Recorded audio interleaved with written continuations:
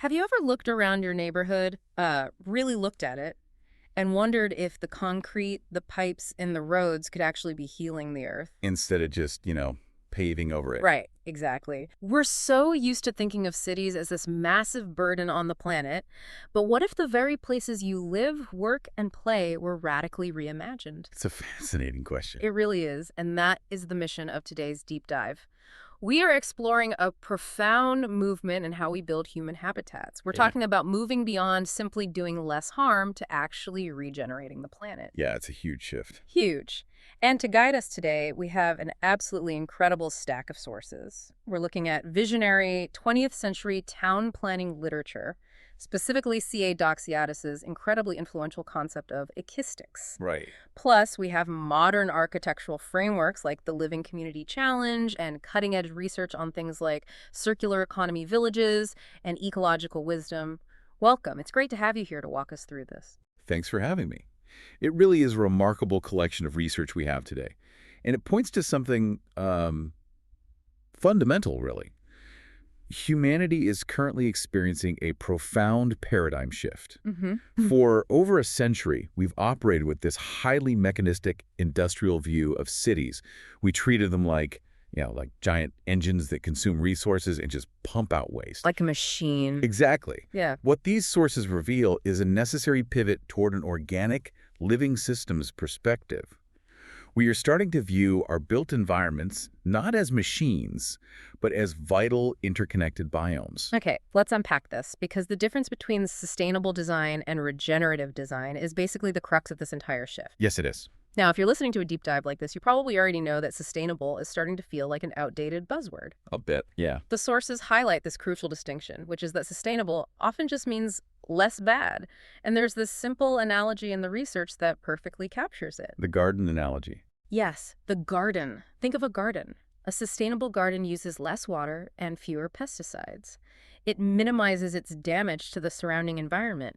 But a regenerative garden, it actively builds healthy soil, increases biodiversity, sequesters carbon, and produces food for the community. It gives back more than it takes. We're trying to apply that exact same logic to skyscrapers, to neighborhoods, to whole cities. If we connect this to the bigger picture, you can see why this distinction is so revolutionary. In traditional post-war architecture, the city was literally conceived as a machine. Right. The pioneer of modernist architecture, Le Corbusier, had this famous concept called the ville radieuse. The radiant city. Exactly. It envisioned the city as a highly ordered, symmetrical, and standardized giant machine.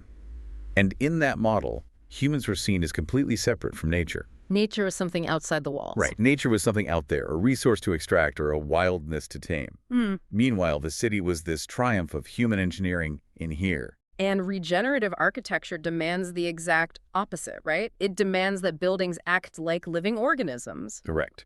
Under this new paradigm, a building shouldn't just be a dead shell taking up space. A regenerative building should clean the air as wind passes through it. Wow. It should treat its own wastewater naturally on site using integrated wetlands. It should act as a habitat for local flora and fauna. It becomes an active participant in the local ecosystem. But to figure out how to build these living organisms, we have to actually understand the environments we're building them in. We do. And the research points to something called ecological wisdom. It's about how we gather and apply knowledge about the environment. What I found really interesting here is that the literature talks about bringing two very different types of knowledge together to actually pull this off. Yes, the sources impartially detail two distinct ways of understanding our environment. On one side, you have scientific ecological knowledge. The hard data. Exactly. The objective, quantitative data. It involves concepts like urban metabolism, which is literally tracking the flows of energy, water, and materials through a city as if it were a digestive system. Right. It includes measuring ecosystem services, tracking carbon flows, and using quantifiable data to manage resources. And on the other side? On the other side, you have socially constructed knowledge. This encompasses traditional and indigenous ecological knowledges, as well as local ecological knowledges. So more about the people living there? Yes, these are deep, qualitative ways of knowing, built on the lived experiences and stewardship of communities over hundreds, sometimes thousands of years. They're passed down through culture, language, and shared practices. Okay. Now, the literature doesn't place one above the other. Instead, it argues that modern regenerative design seeks a beneficial symmetry. Meaning you absolutely need both to make it work.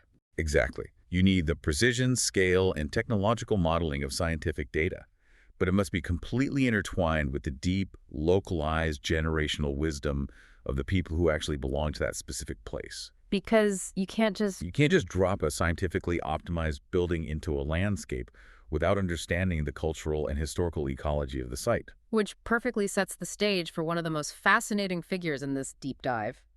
Constantinos Doxiadis. Yes, a true visionary. In the mid-20th century, he looked at cities and realized we were failing because we weren't studying them holistically.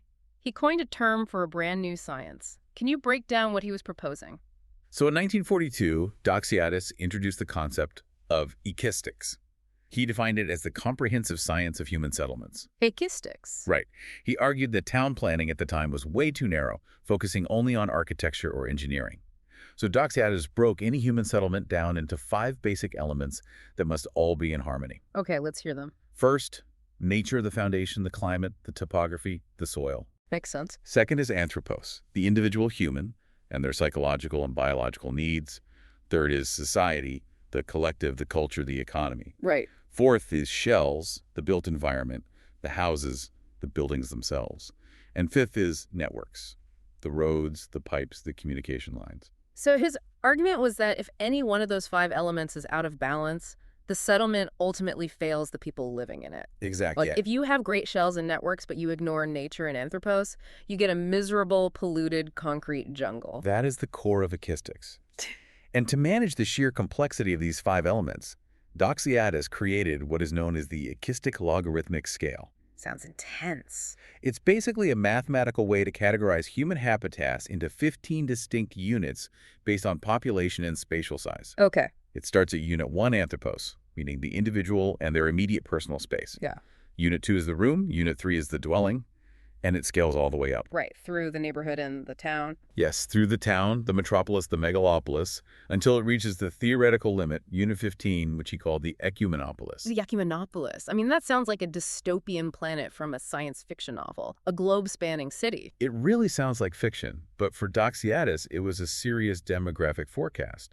He projected that by the year 2100, the Earth's population would stabilize in a universal global city. Wow. A continuous, interconnected network of settlements housing 30 to 50 billion people. Okay, let me jump in here, because 50 billion people living in a continuous global city sounds like the absolute definition of a nightmare. How do you design a planetary scale network without completely crushing the human spirit? That was precisely Doxiadis' ultimate question, and his answer was that you prevent a global dystopia by intensely focusing on the absolute smallest scales. Going back to the individual. Yes. He believed the fundamental building block of a healthy city, the vital cell of this giant organism, is the 2 kilometer by 2 kilometer square. And the reason for that specific size is entirely relatable for you as a listener. A 2 kilometer square represents roughly a 10-minute walk from the edge to the center. Yes, the 10-minute walk. That is what Doxiadis called the true human scale. Because if you can walk across your community in 10 or 15 minutes, you aren't reliant on a car. You are interacting with your neighbors, you are noticing the trees, you're physically connected to your habitat. Which is why Doxiadis pushed heavily for the concept of pedestrian esplanades. Right. The idea was to completely separate cars from people. Yeah. You put the high-speed transit, the heavy networks, on the periphery of these cells or completely underground. Out of sight. Exactly. Yeah. Then you give the entire interior of the cell back to people walking, talking, and interacting at a human pace. It is about reclaiming the spaces we surrendered to the automobile. Here's where it gets really interesting, because these are not new ideas. The sources show a long history of this. You have Ebenezer Howard talking about guarding cities that blended town and country way back in 1902. A pioneer. Yeah, and you have Frank Lloyd Wright proposing the decentralized broadacre city in the 1930s. These architects and planners had brilliant visions of humans living in harmony with nature in small, manageable 2-kilometer communities, but they were technologically limited. Yes. They were still tied to massive, centralized power plants and complex, long-distance supply chains. That is the crucial bottleneck they faced. But what makes this deep dive so timely is that 21st century technology finally makes these historical visions viable. The tech has caught up. Exactly. We are currently witnessing a massive revolution in microgrid technology. We're talking about the convergence of localized infrastructure. Right. You can now have a localized, renewable energy microgrid like a solar array and battery storage powering a specific neighborhood. Right. That energy grid can power a local water recycling microgrid, which in turn irrigates local agriculture right there in the community. It can also charge a shared fleet of electric vehicles for those residents. So instead of relying on massive, centralized, linear power plants that pump energy one way and pump waste another way, these decentralized systems are circular. Exactly. They literally mimic the energy and nutrient flows of natural ecosystems. In nature, there is no waste. Right, the byproduct of one system is the fuel for another. Exactly. And that brings us to the concept of the Circular Economy Village, or CEV, proposed by researcher Stephen Leros in the sources. The literature outlines a very specific vision for what this looks like in practice. Can you walk us through the math of a circular economy village? Sure. Are we talking about crowding people into tiny apartments to save space? Not at all. Let's look at the mathematical model Leros proposes. Imagine a hypothetical village that intentionally caps its population at around 200 people. Okay, 200 people. You take a 40-hectare site that is roughly 100 acres. If you build standard suburban density housing for those 200 people, it only takes up 6 hectares. That leaves 34 hectares of land. Now, in a traditional development, that remaining land gets paved over for strip malls, oversized parking lots, or just endless suburban sprawl. Right. But in a circular economy village, those remaining 34 hectares are dedicated entirely to regenerative agriculture, natural water reservoirs, and restored local ecosystems. That's incredible. It is. You are living in a dense, walkable, human-scale community, completely surrounded by a managed natural landscape that feeds you, cleans your water, and powers your home. Okay, but let me play devil's advocate here for a second. Traditional developers build houses, sell them as fast as possible, and walk away because that is highly profitable. Yes, the classic model. Right. So why would any developer willingly trap themselves in a model where they have to build regenerative microgrids and maintain agriculture? How do you even finance something like that? It sounds counterintuitive, but the literature highlights a major shift in the real estate sector that actually makes the circular economy village possible. Okay. It is a rapid rise of the build-to-rent model, or BTR, and the broader concept of housing as a service. Housing as a service. Yes. In this model, a developer, or a community-managed trust, retains ownership of the entire village indefinitely. Residents rent their homes and effectively subscribe to the services of the village: the local food box, the microgrid energy, the water, the shared transit fleet. Oh, I see. Because the developer holds on to the assets for decades, they are financially incentivized to use what the sources call life cycle costing. Exactly. If they are on the hook for the plumbing and the power for the next 50 years, they aren't going to buy cheap pipes that burst in 5 years. Precisely. They are financially motivated to build incredibly durable, hyper-efficient systems that minimize waste and require very little maintenance over a 50 or 100-year timeline. That makes so much sense. The financial model actually aligns perfectly with the ecological model. It rewards long-term sustainability and resilience rather than short-term extraction. It sounds amazing on paper, but as you listen to this, you might be thinking this is just a utopian whiteboard exercise. But the sources make it very clear. This is not just theory. People are actually living in these spaces right now. Let's take a conversational tour of some of the global case studies mentioned in the literature. Where do we see this working with water? A great example of water regeneration is Lochiel Park in Adelaide, Australia. Okay. They engineered the community to use natural wetlands to clean and recycle stormwater right on site. Because of that localized circular system, they save 78% of potable water compared to the 2004 average for a similar community. 78%. That is massive. What about energy? How do these microgrids hold up? Look at a project called The Cape in Victoria, also in Australia. They feature passively designed homes with deep solar integration.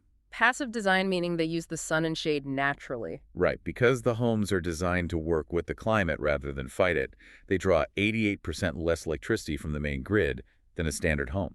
And these projects can get incredibly creative with their materials, too. The sources mention the Finehorn Eco-Village in Scotland. Yes, Finehorn is fascinating. They took the concept of circularity quite literally. They have houses built out of reclaimed whiskey barrels. I love that detail. Me too. They run a 100% biological wastewater treatment system called the Living Machine, which uses tanks of plants and bacteria to clean sewage. And they power themselves with a community-owned wind generator co-op. You see similar innovation in Germany with the Siebenlinden community. They built something they call Strawpolis, which is massive multi-story housing built entirely from straw bales. Straw bales. Yes. It is highly insulating, carbon negative, and the community generates 65% of its own electricity. And if you want to look at the architectural extreme, there is Arcosanti in Arizona. Right. Paulo Soleri's project in the desert. Yes, Soleri pioneered the concept of arcology, a blend of architecture and ecology. Instead of sprawling outward and destroying the desert, Arcosanti is built vertically. Reaching up instead of out. Exactly. It creates a dense, complex urban environment that preserves the vast, biodiverse landscape surrounding it, acting as an integrated part of the desert ecology rather than a disruption to it. So we have the technology, we have the microgrids, and we have the water systems. But this raises an important question about the anthropos element we talked about earlier. The human element. Right. How does living in these spaces actually affect us psychologically? Yeah. I mean, a highly efficient straw bale house is great for the carbon math, but what does it do for the human mind? That connects to a framework in the sources called the Living Community Challenge, which is heavily driven by the concept of biophilia. Biophilia. Yes, biophilia is the innate evolutionary human need to connect with natural processes. For hundreds of thousands of years, our brains and nervous systems evolved in nature. Biophilic design recognizes that putting a sad potted plant in the corner of a sterile gray office is not enough to satisfy that biological need. So what does true biophilic design actually require? It requires authentic, prolonged immersion in nature.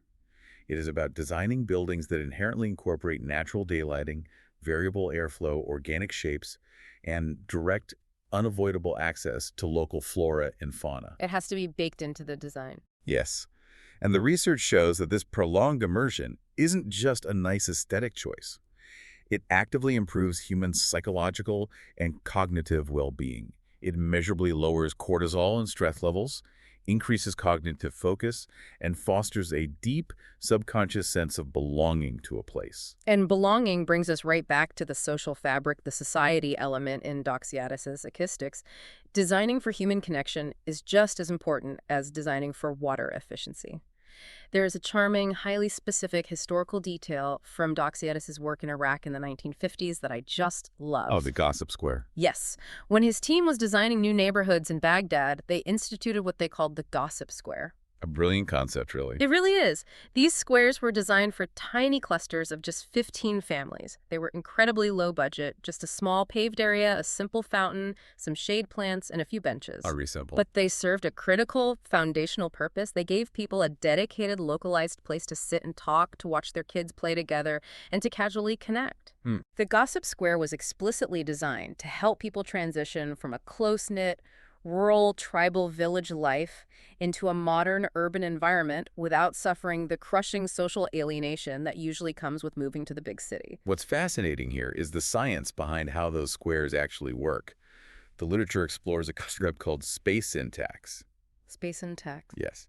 Space syntax is the study of how the actual mathematical geometry of our streets and public spaces dictates our social interactions. Meaning the layout of the concrete literally controls how often you talk to your neighbors. Exactly. If you walk out of your front door and you are immediately facing a 4-lane, high-speed road with no sidewalks, the geometry of that space mathematically reduces the probability of you running into a neighbor and having a conversation to almost zero. You're just trying not to get hit by a car. Right. The space dictates isolation. But if you design neighborhoods with pedestrian esplanades and central courtyards like the Gossip Square, you are intentionally engineering social collisions. You are creating spaces where paths cross naturally and safely. Which means true regenerative design isn't just about solar panels and carbon footprints. Far from it. According to the Global Eco-Village Network, or GEN, there is a vital social dimension to regeneration. A solar panel won't fix a lonely, isolated neighborhood. True. The social dimension involves deliberately using space to nurture diversity, to create forums, to manage the inevitable conflicts that arise in any community, and to foster deep, resilient social bonds. A sustainable city survives, but a regenerative city thrives because its people are connected to the landscape and to each other. So, what does this all mean? Why does this matter to you listening right now? Well, think about the world post-COVID. Remote work has fundamentally untethered millions of people from downtown office blocks. It really has. You might no longer need to live in a sprawling, congested commuter suburb just to be a 50-minute drive from a central business district. The literature suggests that in the near future, you might actually have the option to live in one of these micro-neighborhoods. It's becoming a real possibility. Imagine moving to a circular economy village in a regional area, surrounded by a restored natural landscape, generating your own localized power, and eating food grown a 10-minute walk from your front door.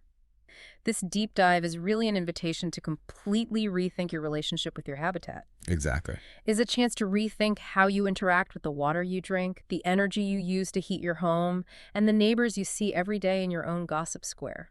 To synthesize all of this, what we are seeing across these sources is a profound convergence. Yeah. By taking the ancient, socially constructed wisdom of place-based ecology and combining it with the futuristic scientific vision of Ekistics and modern microgrid technology, humanity finally has a genuine blueprint to redesign our habitats. We don't have to be a burden. Right. We no longer have to accept the premise that our cities must be a disease on the landscape. By fully embracing regenerative architecture, human settlements can actually become a healing, vitalizing force for the biosphere. It is an incredibly hopeful, tangible vision for the future. Thank you for joining us on this deep dive into regenerative design and the future of human habitats. We want to leave you with a final, lingering question inspired by the sources today. If our built environment shapes our habits and our habits shape our minds, what kind of person would you become if the building you lived in was actually alive? Think about it.